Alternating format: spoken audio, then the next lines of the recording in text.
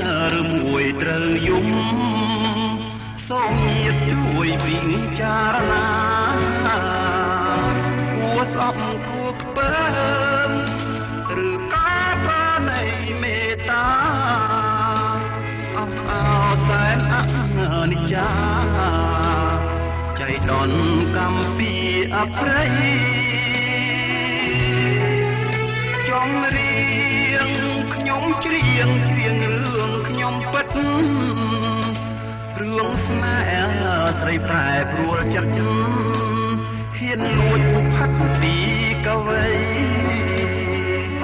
អូនធ្លាប់អោបងធ្លាប់ថានាំបំបីឥឡូវអូនអោបមកប្រុសថ្មីតើស្រីអូនឆ្ងាញ់យ៉ាងណាត្រូវសើចឬយំខ្ញុំជាកវីខំខ្លួនចាញ់អល់ស្ត្រីស្រីបោកហើយក្បត់ចិនដាសូមញាតិជួយស្ដាប់ជួយចាំជួយពិចារណានៅចុងខែសីហាសង្សារដន្ទាប្រឡ័យ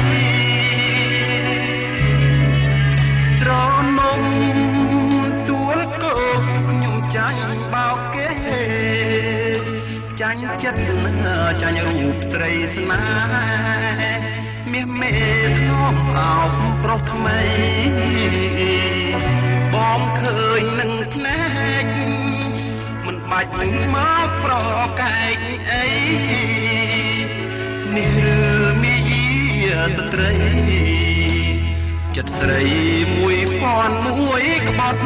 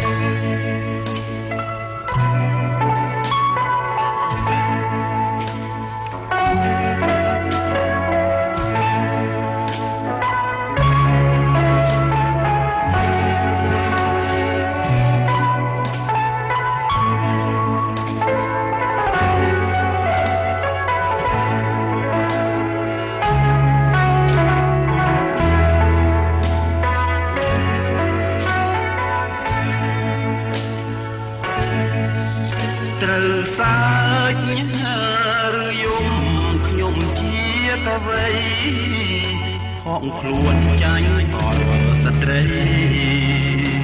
ស្រីបោកហើយបត់ចិនដាស្មានដូចកងរីបានជាខំថ្នមស្នេហាមិនដឹងចិត្តស្រី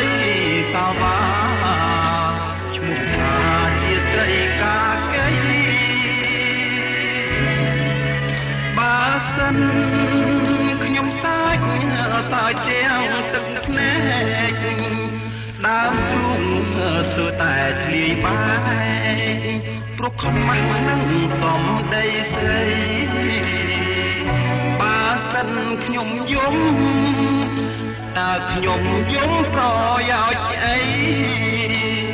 រឿងអូនផ្លាស់មានប្រុសថ្មីកវីបងសូមជូន